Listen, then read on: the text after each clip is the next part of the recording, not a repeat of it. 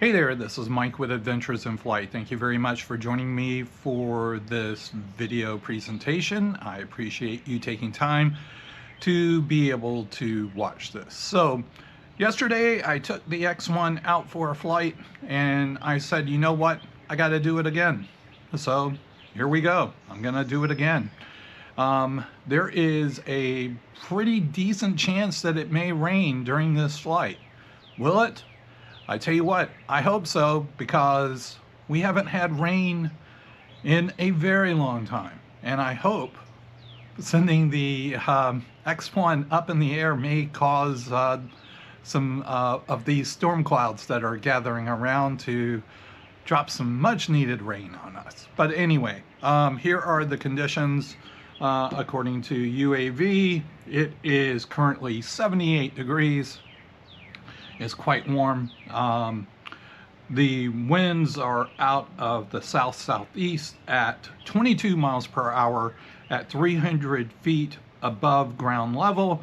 That should be acceptable for the X1. The X1 is rated, I believe the rate on that is 26 miles per hour. But anyway, let me stop jabbering and let's get to it.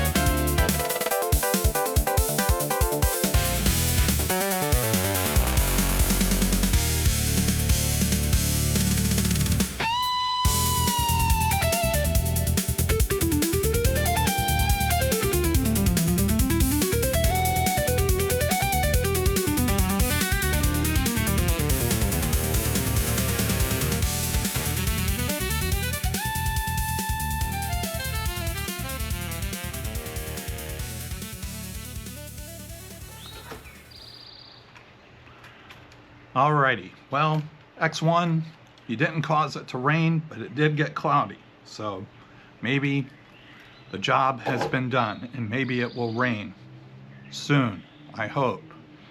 It'll take away from drone flying time, but I'll take it. Anyway, the other mission of flying the X1 today was to do a waypoint mission with points of interest. And it did fine. Obviously, colors were great and everything's, as expected. But there was one thing I noticed while it was going through the point of interest part of the mission. That was how much it slowed down at each stop. And honestly, I had never noticed that before. I know way back when I did the comparison test between the X1 and the Atom 2, that the Atom 2 came to complete stops for like 1 second and then would resume and then go to the next stop for a second. Well, it slowed down considerably, but then it would speed back up to the next stop and then slow down again. It was kind of like an automatic braking. But again, I don't know if that's part of the design, but anyway, that's neither here nor there. But anyway, it was a fun trip getting the X1 out there again. I know, 2 days in a row for me to be able to do this. So anyway, but a message to the Skyrover people, please, we need an all-in-one controller. This stinks. This is the only one of my active drones that I have to use a phone for. Please fix this. All right. Well, anyway, we'll wrap things up here. Again, to all the people who subscribe to the channel, thank you as always. I do appreciate it. For those of you who have stumbled across this video and are not subscribers, I do ask that you please subscribe, be a part of this madness. And also, if you could give me a like, I would appreciate that as well. I will warn you that the non-drone video that I have been speaking of is now complete, and it is in the process of being uploaded. You have been warned. All right, we'll close things out now. This is Mike. Bye for now.